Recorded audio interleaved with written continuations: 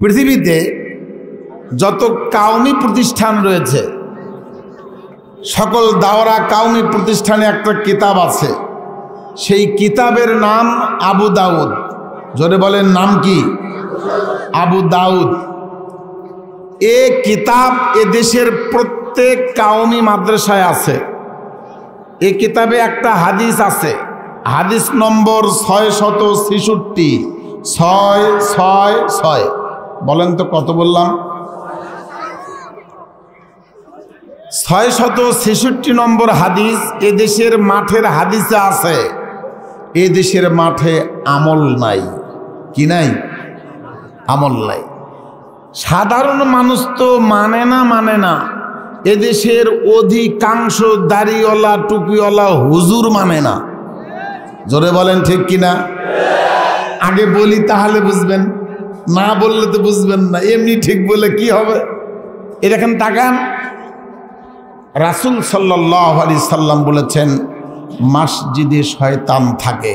কোথায় থাকে দেখেন? এই ছেলে, এই বসো।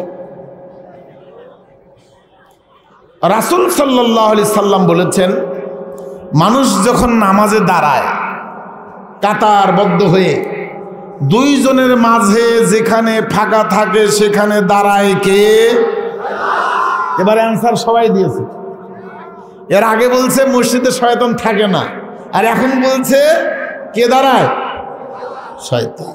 সহিহ আবু দাউদ হাদিস নম্বর 666।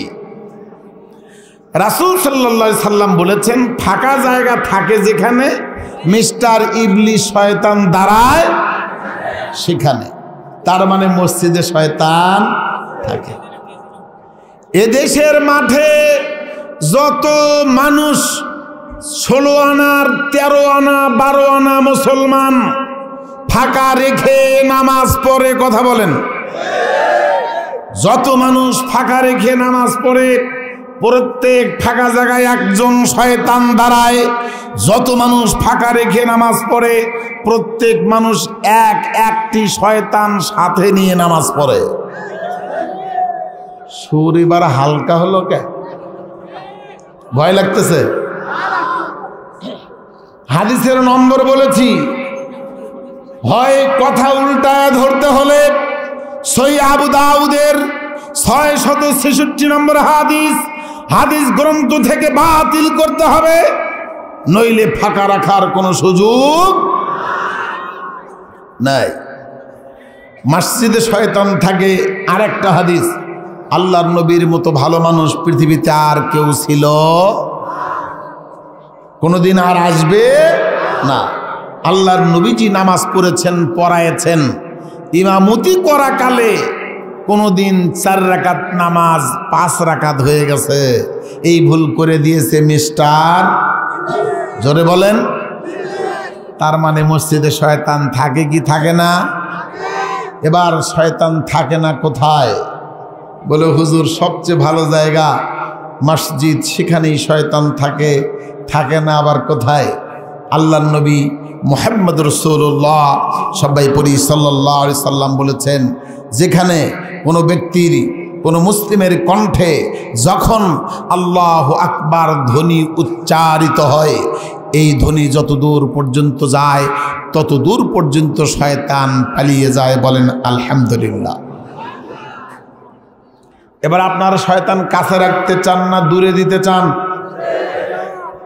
তাহলে এবার জোরে সোরে একটা তাকবীর হবে না? ভয় করতেছেন? ভয় আছে?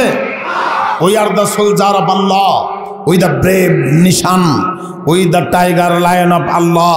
আমরা আল্লাহর সৈনিক। জোরে বলেন কার? হুঙ্কার দিয়ে সিংহের মতো গর্জন দিয়ে বলতে হবে কার? আল্লাহর সৈনিক যারা সিংহের মতো গর্জন দিয়ে হুঙ্কার দিয়ে তাকবীর দেয় তারা দুটি হাত উঁচু করে জীবনের যতটুকু শক্তি আছে উজাড় করে একটি তাকবীর দিবেন, লিল্লাহি তাকবীর, লিল্লাহি তাকবীর। কোরআন হাদিস যেখানে, গান বাজনা যেখানে, লিল্লাহি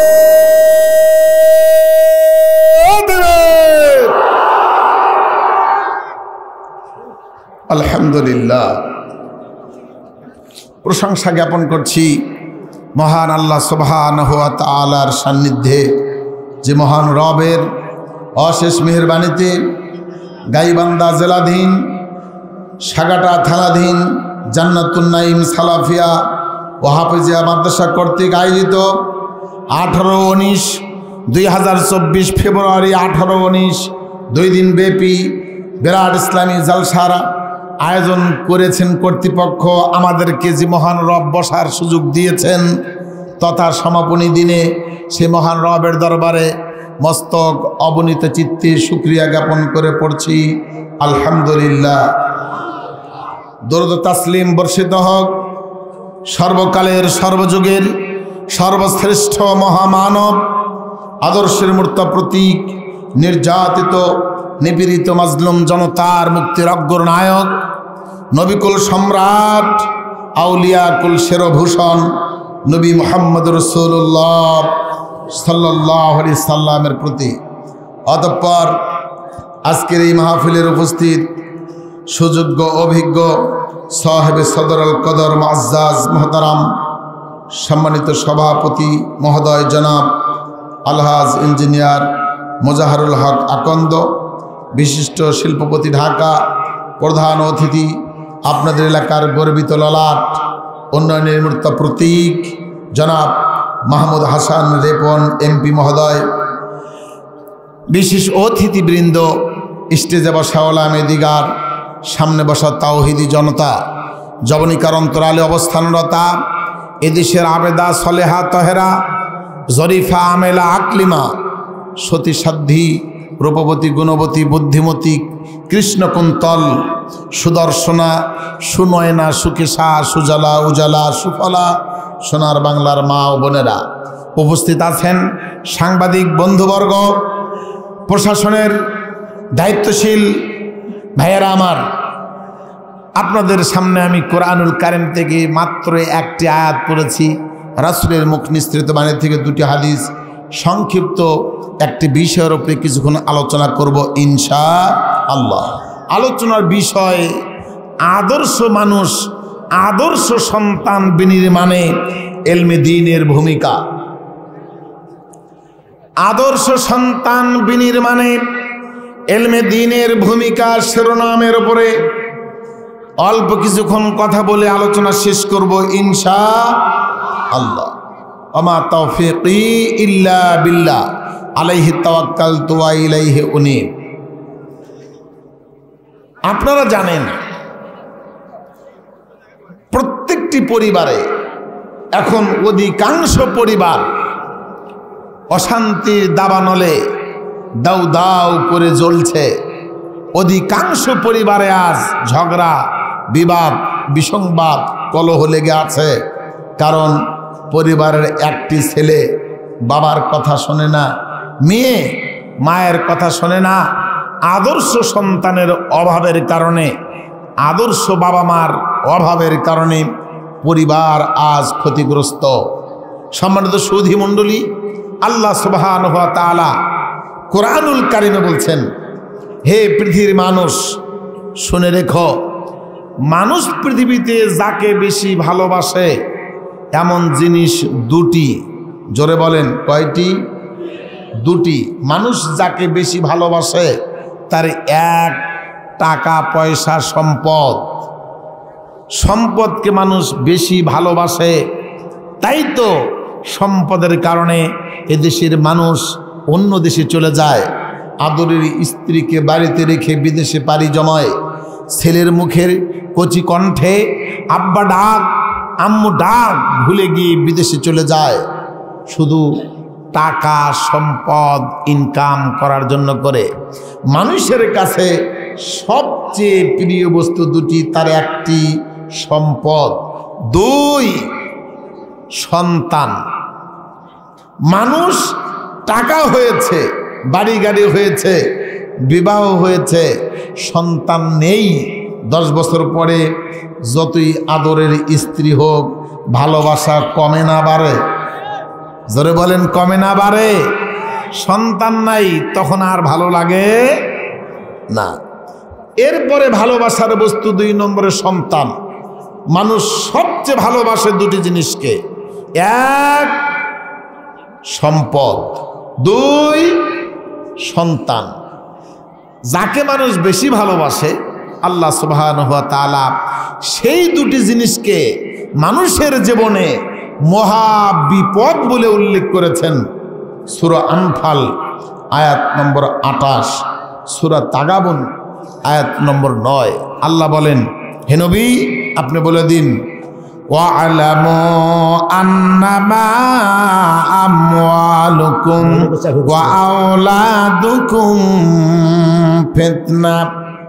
আল্লাহ তাআলা নবীকে ডেকে বললেন, ইয়া রাসূলুল্লাহ, ইয়া হাবিবাল্লাহ, নবীজি আপনি জাতির সামনে জানিয়ে দিন, পৃথিবীর মানুষ শুনে রেখো, ওয়া'লামু জেনে রেখো, আন্নামা আমওয়ালুকুম তোমরা যারে বেশি ভালোবাসো, যার জন্য দেবারাত্র কষ্ট করো, খরা অপেক্ষা করে, বৃষ্টি বাদলকে অপেক্ষা করে দেবারাত্র টাকা ইনকাম করো, যাকে তোমরা বেশি ভালোবাসো, এই 2টি জিনিস তোমার জীবনের জন্য করে মহাবিপদ।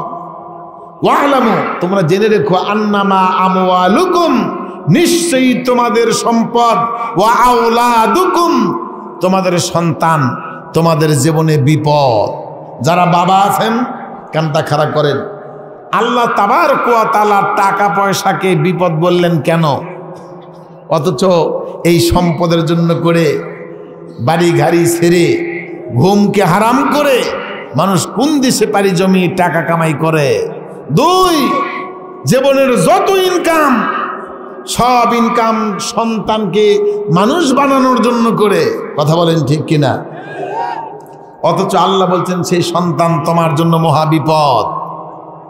কারণ আল্লাহর নবী বিশ্ব নবীজি বলেছেন, সন্তানের সম্পদ বিপদ নয় যতক্ষণ পর্যন্ত সম্পদ বৈধ পন্থায় উপার্জন হবে আর ভালো জায়গায় ব্যয় হবে। সন্তান যতদিন আদর্শবান হবে, ভালো হবে, ততদিন পর্যন্ত বিপদ নয়, কল্যাণ।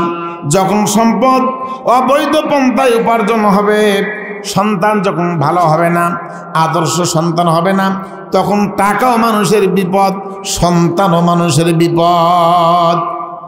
এজন্য করে আদর্শ সন্তান যদি কেউ বানাতে চান, সন্তানকে ভালো বানাতে চান, আল্লাহর নবী বিশ্বনবী বলেছেন, সন্তানকে ভালো বানানোর পূর্বে বাবাকে ভালো হবার দরকার আছে না নাই? জোরে বলেন আছে না নাই? বাবা যদি হয় চিটিংবাজ, বাবা যদি হয় ঘুষখোর, বাবা যদি হয় সুদখোর, বাবা যদি হয় মদারু, বাবা যদি হয় গাজারু, সন্তান ভালো হবে? জোরে বলেন হবে? এজন্য সন্তানকে আদর্শবান সন্তান বানানোর পূর্বে বাবাকে আদর্শবান হতে হবে, মাকে আদর্শবতী হতে হবে। মা যদি আদর্শবতী হয় আর বাবা যদি আদর্শবান হয়, তাহলেই কেবল আদর্শ সন্তানেরা আশা করা যেতে পারে। আল্লাহর নবী বিশ্ব নবীজি বলেছেন, সহিহ তিরমিজিতে 1085 নম্বরে হাদিসটি এসেছে, আল্লাহর নবী বলেন, দুনিয়ার মানুষকে সন্তানকে যদি ভালো বানাতে চাও, সন্তানকে যদি আদর্শবান সন্তান বানাতে চাও, তাহলে সর্বপ্রথম তুমি যারে রিসিভ করবে, জীবনে যারা তুমি পরিবারের জন্য করে নির্ধারণ করবে, ওই মেয়েটাকে আগে দেখো, মেয়েটা যেন দিনদারিনী হয়। সুবহানাল্লাহ বলে। আনাবি হাতেমিল মুজানি রাদিয়াল্লাহু তাআলা আনহু قال, হযরত আবু হাতেম আল মুজানি বলেন, আল্লাহর নবী বিশ্ব নবীজি বলেছেন, ইজা জাআকুম মান তারজাউনা দীনাহু ওয়া খুলুকাহু ফানকিহুহু। পৃথিবীর মানুষরে, তোমাদের সামনে যখন কোন ঘরের মেয়ের সন্ধান আসবে, কোন ঘরের ছেলের সন্ধান আসবে, 1 নম্বরে তোমরা দেখবা ছেলে নামাজি কিনা, ছেলে দিনদার কিনা, মেয়ে দিনদারিনী কিনা, মেয়ের চরিত্র আছে কিনা, মেয়ে নামাজি কিনা। নামাজি যদি হয়, দিনদারিনী যদি হয়, পরহেজগারি হয়, তাহলে তার সঙ্গে সমন্বয় করো, পরিবার গঠন করো, নইলে জীবনে কোনোদিন শান্তি হবে না। কথা বলেন ঠিক কিনা? সাগাটার মানুষ ভালো, গাইবান্ধার মুসলমান ভালো, তবে গত রাত্রিতে গাইবান্ধা রামচন্দ্রপুর রহমানিয়া মাদ্রাসায় ছিলাম। যেখানেই বলি সেখানেই পাই আল্লাহর নবী বিশ্ব নবী বলছেন, তোমরা আগে দেখবা দিন ধর্ম কার ভেতরে ধর্ম আছে, কার ভেতরে চরিত্র আছে। ধর্ম আছে যার ভেতরে, চরিত্র আছে যার ভেতরে। চরিত্রবতী নারী, চরিত্রবতী মেয়ে আর দিনদারিনী মেয়ে, দিনদারিনী নারী, এমন নারীকে যদি তোমরা যদি পাও তাহলে রিসিভ করো। বাংলাদেশের মুসলমান এখন ধর্ম দেখে না, চরিত্র খোঁজ নেয় না, ওরা এখন দেখে শুধু টাকা। কত জোরে বলেন ঠিক কিনা? বলে হুজুর, মেয়ের বাবার যদি 10 বিঘা জমি না থাকে আর সাগাটা প্রপারে 5 তলা বাড়ি না থাকে কেমনে হয়? আছে না নাই? বর্তমানের ছেলের বাবা যারা, অধিকাংশ ছেলের বাবা আগে খোঁজ নেই বিআই সাহেব আর বিএন সাহেবের বাড়ি পাকা কিনা, বিল্ডিং আছে কিনা, জমা জমি কয় বিঘা। সাগাটায় আছে? সাগাটার মুসলমান জোরে বলেন আছে? বলে আগে দেখে বাড়ি গাড়ি, টাকা পয়সা আছে কিনা। একবার খোঁজ নিল না যে মেয়েকে দেখতে যাবে মেয়ের ভেতরে চরিত্র আছে কিনা, দিন আছে কিনা, ধর্ম আছে কিনা। একবার খোঁজে দেয়, শুধু খোঁজে মেয়ের বাবার জমি কয় বিঘা। আল্লাহর নবী বিশ্ব নবীজি বলেছেন,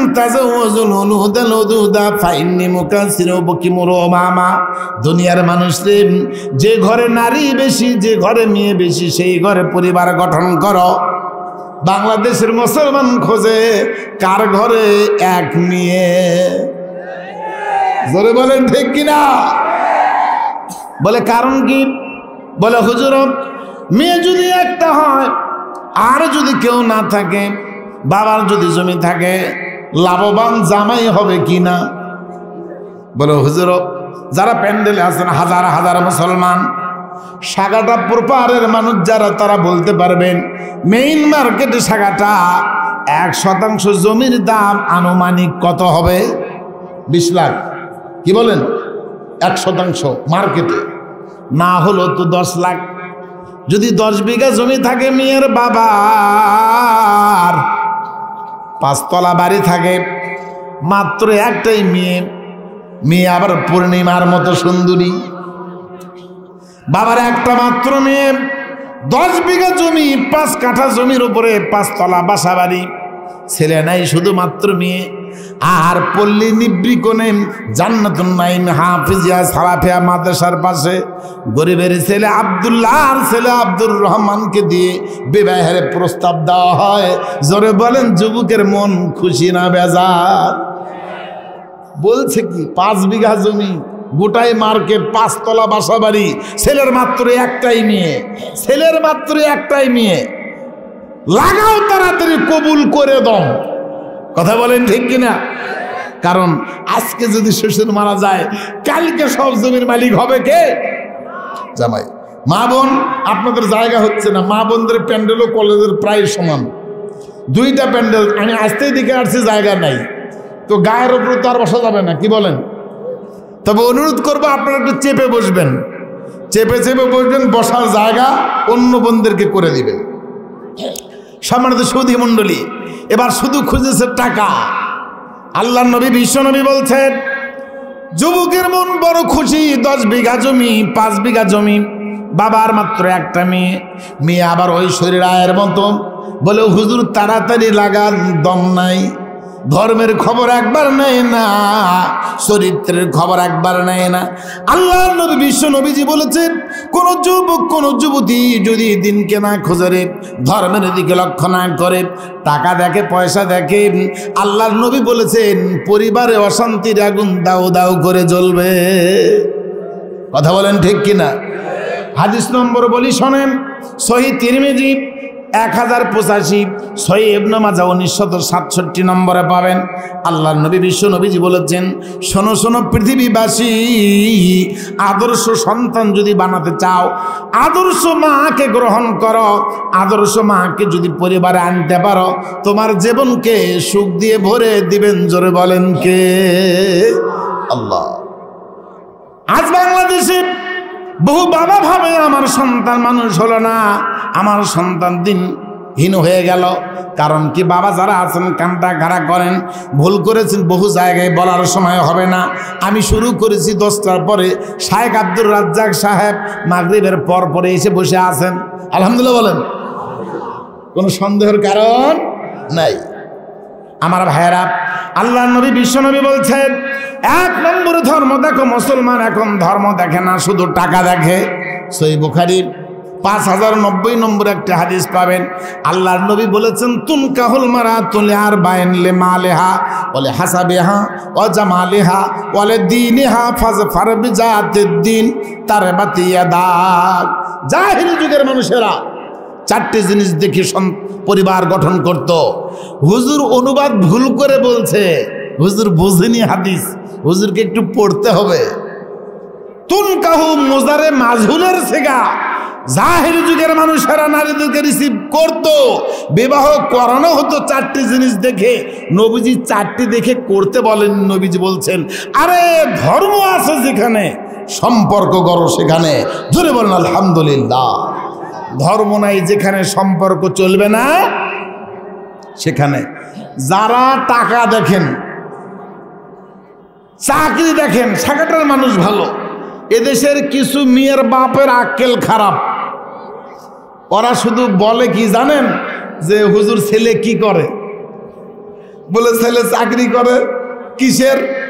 সরকারি, ডিফেন্সের। বলে বেতন কত? বলে হুজুর বেতন 15,000 টাকা। বলে বেতন কম আর বেশি যাই হোক, এক্সট্রা কামাই আছে। পেছনের লোক কথা বলছে না, কি কামাই আছে? এক্সট্রা কামাই আছে, বিয়ে দেওয়া যায়। এক্সট্রা কামাই হালাল না হারাম? আরো জোরে বলতে হবে, হালাল না হারাম? এদেশে লক্ষ লক্ষ গরিবের মাল মেরে খাওয়া পাঠিয়ে আছে না? কলমের খোঁচা দিয়ে লক্ষ লক্ষ টাকা কামাই করে, এক্সট্রা কামাই, মরে দেখো খবর হবে। কথা বলেন, আরো জোরে বলতে হবে, ঠিক কিনা? হুঁশিয়ার, সাবধান। বলছে হুজুর মেয়ের বাবার আক্কেল খারাপ, বলছে ছেলে চাকরি করে কি? বলে না, তাহলে হবে না। তো চাকরি করে ডিফেন্সের অথবা সরকারি। বলে এক্সট্রা কামাই আছে, মরে দেখো কামাই কোন দিক দিয়ে আল্লাহ বের করে নিবে। কথা কোন ঠিক কিনা? আল্লাহর নবী বিশ্বনবীজি বলছেন, আদর্শ সন্তান যদি বানাতে চাও, আদর্শ মাকে গ্রহণ করো। তাই তো নেপোলিয়ন বলেছিলেন, তোমরা আমাকে একটি শিক্ষিতা মা দাও, আমি একটি শিক্ষিত জাতি উপহার দেব। জোরে বলেন সুবহানাল্লাহ। ছেলেকে ভালো বানানোর পূর্বে মাকে রিসিভ করতে হবে ধার্মিকা দেখে, দিনদারিনী দেখে, চরিত্রবতী দেখে, পর্দানিশী দেখে। তুমি যদি আগে ছক্কা মারা পাটি হও, তোমার পেটের সন্তান জীবনও ভালো হতে পারে। আল্লাহর নবী বিশ্বনবী বলছেন, যারা বাবা আছেন, যদি কেউ টাকা দেখে সম্পর্ক গড়ে, ধর্মকে না দেখে, চরিত্রকে না দেখে, নবীজি বলছেন, ইল্লা তাফআলু তাকুন ফিতনাতুন ফিল আরজে। শোনো পৃথিবীর মানুষ, যদি তুমি চরিত্রহীনা নারীকে সম্পর্কে জড়িয়ে নাও, পরিবারে আবদ্ধ করো, পরিবারের বৈবাহিক বন্ধনে আবদ্ধ হও, মনে রেখো তোমার পরিবারে আল্লাহর পক্ষ থেকে গজব নাজিল হবে, বলেছেন নবী মুহাম্মদ। বহু বাবা বলছে, হুজুর একটাই ছেলে, খাবার দেয় না। বাবারা আমার, হাজার হাজার বাঙালির বাবা আছেন যারা বলছে, হুজুর বাবার সঙ্গে ছেলের মিল নাই, মেয়ের সঙ্গে মায়ের মিল নাই। জনম দুঃখিনী মা আর বাবা সন্তানের হাতের এক মুষ্টি খাবার পায় না। আজ বাংলাদেশে আদর্শ সন্তানের অভাবের কারণে বাবাদের কষ্ট, মাদের কষ্ট, বাবা খেতে পায় না, মা খেতে পায় না, দুঃখ ভারাক্রান্ত হৃদয় নিয়ে বলি, আল্লাহর নবী বিশ্ব নবীজি বলেছেন, সন্তানকে যদি আদর্শবান বানাতে চাও, সর্বপ্রথম মাকে নেও আদর্শবতী। এবার আল্লাহর কাছে দোয়া করো, আয় আল্লাহ তাআলা আমাকে যদি একটা সন্তান দাও, আল্লাহ ভালো সন্তান দাও, আদর্শবান সন্তান দাও। হযরত ইব্রাহিম আলাইহিস সালাতু সালাম দোয়া করলেন, রব্বি সালিহিন, আয় আল্লাহ সন্তান চাই তোমার কাছে, আল্লাহ আমাকে যদি সন্তান দাও, একটা সন্তান দাও, সন্তানটা ভালো দাও। আয় আল্লাহ, আল্লাহ আমাকে একটা সন্তান দাও, ইমাম বুখারীর মতো সন্তান দাও, ইমাম মুসলিমের মতো সন্তান দাও, আহমদ বিন হাম্বলের মতো সন্তান দাও। মাবুদ আমাকে সন্তান দাও, 4 ইমামের মতো এক সন্তান দাও। মাবুদ গো আমাকে যদি সন্তান দাও, আব্দুল্লাহ বিন বাজের মতো সন্তান দাও। মাবুদ নাসিরউদ্দিন আলবানীর মতো সন্তান দাও, শায়েখ উসাইমিনের মতো সন্তান দাও। আয় আল্লাহ সন্তান যদি দাও, ডক্টর জাকির, নায়ক জাকিরের মতো সন্তান দাও। বলেন আমিন। জীবনে দোয়া করতে শিখলেন না, সন্তান ভালো হয় কি করে? আল্লাহর নবী বিশ্ব নবী বলছেন এবার আল্লাহর কাছে দোয়া করবে। আল্লাহ তাবারক ওয়া তাআলা বলেছেন দোয়া যদি করো, দোয়া কবুল করবেন আমার মহান আল্লাহ। জোরে বলেন আলহামদুলিল্লাহ। বাবারা আমার, এই সন্তানকে আদর্শবান সন্তান বানাতে গেলে আল্লাহর নবী বিশ্ব নবী বলেছেন সর্বপ্রথম তোমার সন্তান জন্মের পরে যখন হাঁটি হাঁটি পা পা করে বড় হবে, 1 নম্বরে আদর্শ সন্তান তৈরি করার কারিগর কিতাবের নাম মহাগ্রন্থ আল কোরআন। এই কিতাবের নাম কি? পৃথিবীর যত শিক্ষা আছে, কোন শিক্ষা অর্জন করে আদর্শবান সন্তান হতে পারবে না। তার যদি বাস্তব প্রমাণ নিতে চান, আমি আপনাদের সামনে তুলে ধরবো বাংলাদেশে যত বৃদ্ধাশ্রম আছে, বাবারা মায়েরা কানটা খাড়া করেন, একটা বৃদ্ধাশ্রমে খুঁজে পাবেন না বাংলাদেশের একজন মাদ্রাসা পড়ুয়ার বাবা বৃদ্ধাশ্রমে থাকে। কথা বলতে হবে ঠিক কিনা? আপনার ছেলেকে হায়ার এডুকেটেড পারসন বানিয়েছেন, অনার্স পাস করাইছেন, মাস্টার্স পাস করাইছেন, বিশ্ববিদ্যালয়ে পড়াইছেন। আপনার ছেলে লন্ডনে থাকে, আপনার ছেলে আমেরিকায় থাকে, আপনার ছেলে মেয়ে, আপনার ছেলের স্ত্রী লন্ডনে থাকে। বলছে বুড়া বুড়ির দরকার নাই, বেশি লেখাপড়া করার কারণে বাবাকে বৃদ্ধাশ্রমে রাখো, খেদমত করার সুযোগ নাই। জোরে বলেন কথা ঠিক কিনা? অনার্স পড়া ছেলেটা একবার বাবাকে সালাম দিতে পারে না, মাকে সালাম দিতে পারে না। অথচ এই দিনী বিদ্যা যাদের মাঝে আছে, ওই সন্তানগুলো ছোট্টকাল থেকেই 7 বছর 8 বছর 10 বছর থেকে গুরুজনকে ভক্তি করে, সালাম দেয়, বাবা মার খেদমতে নিবেদিত। জোরে বলেন কথা ঠিক কিনা? বাবারা আমার, শুনছিলেন আদর্শ সন্তান বিনির্মাণে ইলমে দ্বীনের ভূমিকা। আল্লাহর নবী বিশ্ব নবী বলেছেন সাহাবারা শোনো শোনো, সাহাবারা একটা সন্তান যদি দুনিয়ায় রাখো রে, দুনিয়াতে রেখে যেতে পারো কোরআন পড়ুয়া, মাদ্রাসা পড়ুয়া, দুনিয়ার জীবনে যদি কোনো লাভ নাও মনে করো, যদিও সিদ্ধান্ত তোমার ভুল, দুনিয়ার জীবনে লাভবান হবে তুমি, পরকালীন জীবনে লাভবান হবে তুমি। আল্লাহর নবী বিশ্ব নবী বলেছেন তোমার সন্তানের জন্য, তোমার জন্য আল্লাহর ফেরেশতারা দুনিয়াতে দোয়া করে। সুবহান। কলেজ পড়ুয়ার জন্য দোয়া করে না, পড়েন আপনার ছেলেকে কলেজে বিশ্ববিদ্যালয় ইঞ্জিনিয়ার বানান, ডাক্তার বানান, আমি নিষেধ করিনি। আল্লাহর নবী বলছেন মান সালাকা তরিকা ইয়ালতামিসু ফিহি ইলমান সাহালাল্লাহু লাহু তরিকান ইলাল জান্নাতে। বুখারীর বর্ণনা।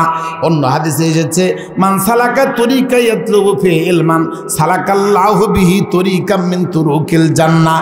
কোরআন শেখার জন্য করে একটা ছেলেকে যদি মাদ্রাসার জন্য বরাদ্দ করেন, আল্লাহর নবী বিশ্ব নবী বলছেন যখনই বাইরে থেকে বের হয় স্বয়ং আল্লাহ তাআলা তাদের সম্মানে ফেরেশতারা পর বিছিয়ে দেয়। সুবহান। বাবারা আমার, কিছুই নয়, একটু কানটা খাড়া করেন। বাবা যারা আছেন গো, মা যারা আছেন, নিঃশ্বাসের বিশ্বাস নাই, এখন আছেন এখন নাই, আজ আছেন আগামীকাল নাই, কখন চলে যাবেন বলতে পারবেন না। এক সময় বাংলাদেশের মানুষেরা, বহু মুসলমান অসুস্থতার কারণে 5 দিন 7 দিন বিছানায় পড়ে থাকতো। বাবার ছেলে সামনে এসে দাঁড়িয়ে যেত, বন্ধুবর্গ এসে দাঁড়িয়ে যেত, হাত দুটি ধরে ক্ষমা চেয়ে বলতো ভাই রে আমারে মাফ করে দাও, ভুল করেছি। কথা বলেন ঠিক কিনা? 7 দিন পরে থাকতো, 10 দিন 15 দিন পরে থাকতো, বন্ধুরা চলে আসতো। স্বামী যদি অসুস্থ হতো, স্ত্রী হাত ধরে বলতো, স্বামী ভুল করেছি, তুমি আমাকে ক্ষমা করো। ভাই অসুস্থ হলে আপন ভাই এসে হাত ধরে বলতো, ভাই জীবনে যত ভুল করেছি ক্ষমা করো। এমন একটা সময় আমরা উপনীত হয়ে গেলাম যে সময়ে মানুষ পরে আর মরে। কথা বলেন ঠিক কিনা? অধিকাংশ মানুষ এখন ডিজিটাল যুগে ডিজিটাল রোগের কারণে রোগ শুধু ধরে আর পরে আর মরে। ক্ষমা নেওয়ার সুযোগ নাই, মাপ নেওয়ার সুযোগ নাই। এমন একটা সময় এলাম ভাই, আমরা যারা এখানে এসেছি 10টা মিনিটের জন্য করে কান্না খাড়া করেন, কার জনম দুঃখিনী মা দুনিয়ায় নাই, কার বাবা দুনিয়ায় নাই। বাবারা আমার, মায়েরা আমার, নিঃশ্বাসের বিশ্বাস নাই, চলে যাবেন, কেউ কাছে থাকবে না, কেউ বুঝতে পারবে না কখন চলে যাবে। আল্লাহর নবী বিশ্ব নবী বলছেন, সাহাবারা একটা সন্তান যদি দুনিয়ায় ভালো রেখে যেতে পারো, আদর্শবান সন্তান ভালো রেখে যেতে পারো, ওই সন্তান তোমার জন্য দোয়া করবে। তুমি বাবা মার ঠিকানা আল্লাহর জান্নাত। সুবহান আলহামদুলিল্লাহ।